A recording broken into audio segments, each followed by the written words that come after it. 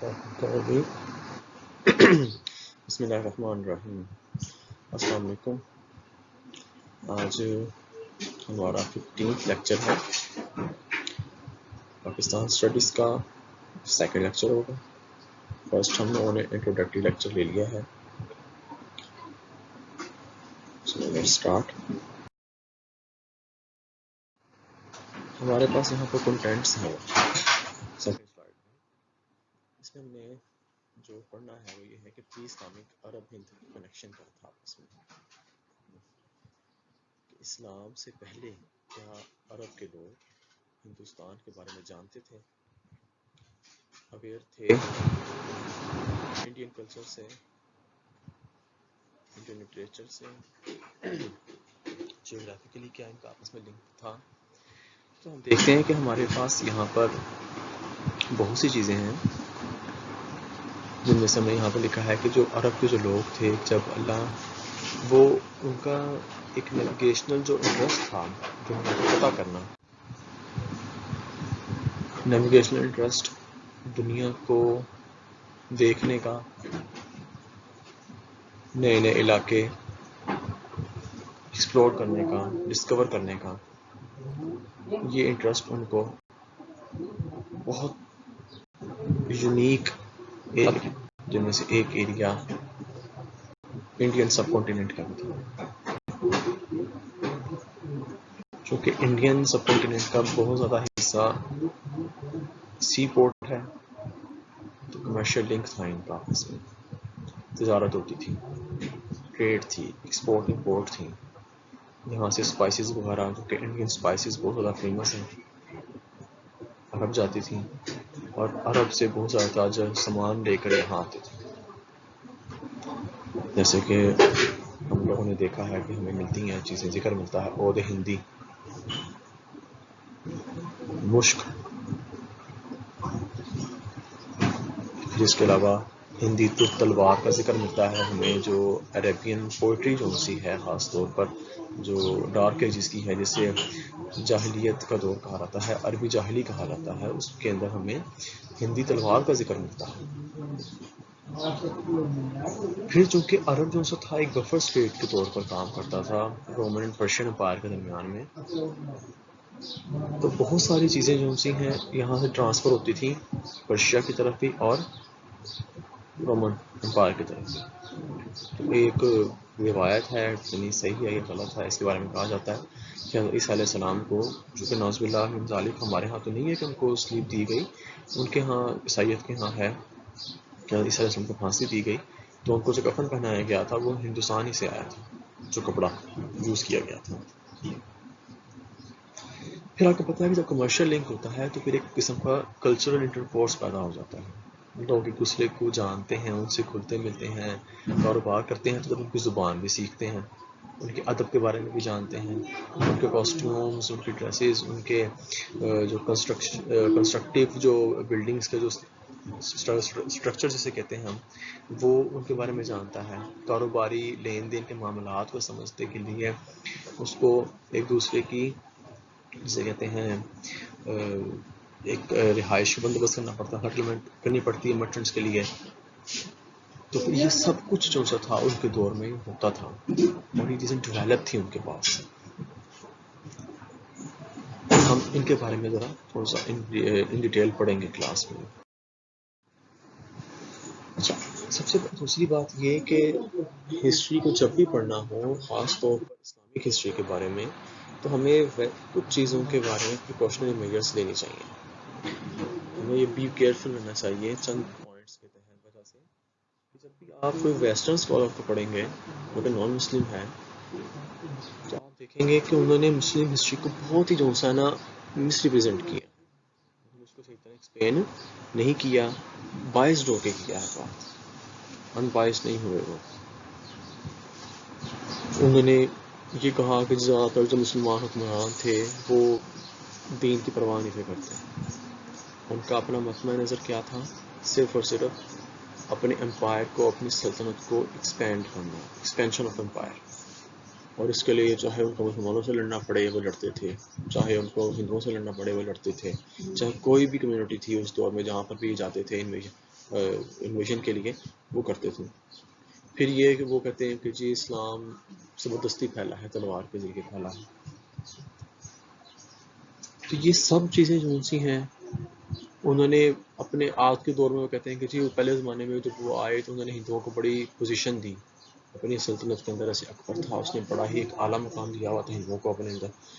تو جی آج کے جو وبا ہیں بعد والے انہوں نے نہیں دیا، اس سے پہلے والوں کو بھی بعض والوں کو بھی زیادہ اتنا نہیں سپورٹ کرتے تھے. اس طرح کی وہ باتیں وہ کرتے رہتے ہیں. تو ہمیں ذرا ذہن کے اندر ان چیزوں کو غور رکھنا چاہیے. پھر اسی طرح ایک بہت بڑا بلیم یہ بھی کیا جاتا ہے کہ جس وقت جی ویسٹ میں یونیورسٹیز بن رہی تھیں، کالجز بن رہی تھی، تو یہاں پر کچھ بھی نہیں تھا. یہاں صرف مقبرے بنائے جا رہے تھے. امام محمد بن قاسم کے بارے میں آ رہا تھا کہ جی اس کو وہ منتر بنا کے دیتا تھا، تو بعد کے لوگوں میں یہ چیزیں نہیں تھیں. تو یہ سب چیزوں کے بارے میں جو سا ہے ذرا احتیاط رکھنی. اب ہم ذرا جو سا ہے انڈیا کو ایک نظر دیکھتے ہیں کہ ہمیشہ انڈیا پر جو سا حملے ہی کیے گئے ہیں. باہر سے لوگ آرینس جو تھے وہ آتے تھے، حملہ کر دیتے تھے. کوئی دوسرا آیا، اس جو زیادہ طاقتور تھا اس نے کمزور دیکھ کر ان پر حملہ کر دیا. پھر کیا کہتے ہیں ان کا جو اس کی کلچر جو سا انڈیا کا گریک سے بھی زیادہ پرانا ہے.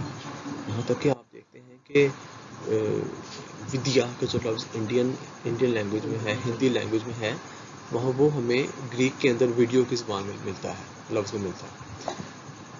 پھر یہاں پر ہمیں یہ نہیں پتہ چلتا کہ کتنے قسم کے لوگ تھے یہاں پر جنہوں نے حکومت کی، لیکن زیادہ تر جو تھا وہ راجپوت انہوں نے ہی حکومت کی ہے یہاں پر. چونکہ ہندوؤں کے ہاں کاسٹ سسٹم بہت زیادہ ہے، وہ انہوں نے پوری سوسائٹی کو 4 کلاسز میں ڈیوائڈ کیا ہوا ہے. تو اس کا جو ریئیکشن تھا وہ بدھسٹ کے طور پر پیدا ہوا، جینزم بدھزم انہی کا ریئیکشن کے طور پر. اسی سوشل جو ڈویژن تھی اس کے طور پر وہ پیش بدھسٹ اور جینزم پروڈیوس ہوا، کریٹ ہوا وہاں پر. لہٰذا وہاں پر بدھزم کی ڈومیننسی تھی کیونکہ انہوں نے کاسٹ سسٹم کو ختم کر دیا تھا. اور تقریباً 647 AD تک جو سا ہے ہمیں ملتا ہے جو انڈین پولیٹیکل سسٹم ملتا ہے. وہاں پر ہمیں مہاراجہ ہرش وردھانا کا جو ہے نا حکومت ملتی ہے، تو اس نے وہاں حکومت کی. اور اس کی وفات کے بعد ہی جو سا ہے یہ برہمن سسٹم کے ہاتھ میں چلا گیا سارا. برہمنوں کے ہاتھ میں سارا ان کا حکومت چلے گی. پولیٹیکل جتنے بھی افیئرز ہوں گے سب یہی کریں گے. پھر اس طرح اگر ہم ان کا کلچر وغیرہ دیکھیں ڈارک ایجز میں ہے انڈیا کا 6th سینچری کے اندر، تو ہمیں ملتا ہے کہ یہ اس دور میں بھی میتھمیٹکس سے، ایسٹرونومی سے، میڈیسن اور فلاسفی سے بہت زیادہ اویئر تھے، بڑے اسکلڈ تھے اس کے اندر. عربوں کے ہاں وہ جو زیرو کا نمبر سسٹم ملتا ہے تو وہ کہتے ہیں کہ یہ زیرو جو سا ہے یہ ہندوؤں کی ایجاد ہے، کہ انہوں نے زیرو ایجاد کر کے میتھس کے بہت بڑے پرابلم کو سالو کر دیا. لیکن اخلاقی طور پر، معاشرتی طور پر اور مذہبی طور پر یہ بہت زیادہ اسے کہتے ہیں نا پست حال تھا، ڈکٹیٹریٹ تھا. یہاں پر کوئی تھا نہیں. 33 کروڑ خدا بنائے ہوئے ہیں جس سے خوف محسوس کیا یا جس سے کوئی مدد ملی اس کو انہوں نے خدا بنا لیا. پھر اسی طرح یہاں پر خواتین کی عزت نہیں تھی، پیدا ہوتے ہی بیٹی کو دفن کیا جاتا تھا. یہ دونوں عربز میں اور انڈینز میں یہ کامن ہے، لڑکیوں کو دفنایا جا رہا ہے، قتل کیا جا رہا ہے. انڈیا میں تو کچھ زیادہ اس طرح تھا کہ وہ عورت کو شوہر کے وفات کے ساتھ ہی زندہ جلا دیتے تھے، جسے ستی کی رسم کہتے ہیں. حتیٰ کہ مسلم رولرز کے بعد بھی ان کی سختی کے باوجود بھی یہ رسم جاری رہی، انگریزوں نے آ کے اس کو ختم کیا. پھر یہ ہے کہ عورت دوبارہ شادی نہیں کر سکتی، اسے ساری زندگی ایسے ہی گزارنی پڑے گی کمرے کے اندر.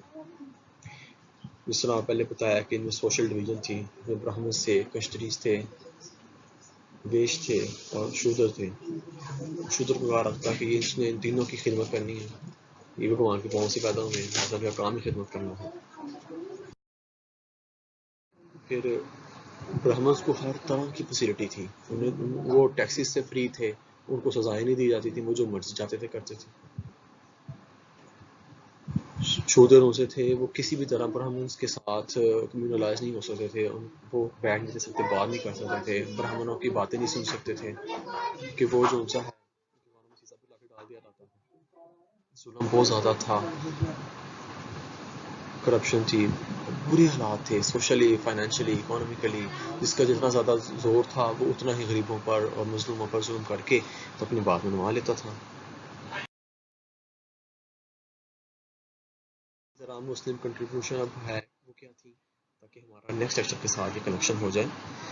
وہ چونکہ ہندوستان کو سنہری چڑیا کہا جاتا تھا، سونے کی چڑیا، تو مسلمانوں نے کیا کنٹریبیوٹ کیا یہاں پر آ کے؟ انہوں نے ایک اللہ کی توحید کا ذکر کیا، انہوں نے انسانیت کو رسپیکٹ دی، کاسٹ سسٹم ختم کر دیا، عورتوں کو تحفظ دیا، ان کو دوبارہ شادی کی اجازت دی، ان کو ستی کی رسم کے لیے ختم کرنے کے لیے زور ڈالا، پھر زندہ دفناتے تھے اس کو ختم کیا، جو وہاں پر ناجائز کام ہوتے تھے، شراب، سود خوری، قمار بازی، ان کو ختم کیا مسلمانوں نے، کنٹرول کرنے کی کوشش بڑی کی، ایجوکیشن کو عام کر دیا. سب کے انڈین کلچر میں ایجوکیشن صرف برہمنس کے لیے تھی، وہی کرتے تھے، جو انٹرپریٹیشن کرتے تھے وہی انہی کی مانی جاتی تھی، اور اس کے مسلمانوں نے ہر ایک کو اپرچونٹی دے دی کہ آپ وہ چاہیں کر سکتے ہیں. پھر یہاں پر آ کے مسلمانوں نے تاریخ لکھی اور جو ضروری چیزیں تھیں ان کو سستا کر دیا اور ان کی اویلیبلٹی کو بہت زیادہ آسان کر دیا کہ ہر کوئی اس تک اپروچ کر لیتا تھا. ان سب کے بارے میں انشاءاللہ تعالی ہم ذرا پڑھیں گے تفصیل کے ساتھ کلاس میں. So be careful and take care of your self. السلام علیکم.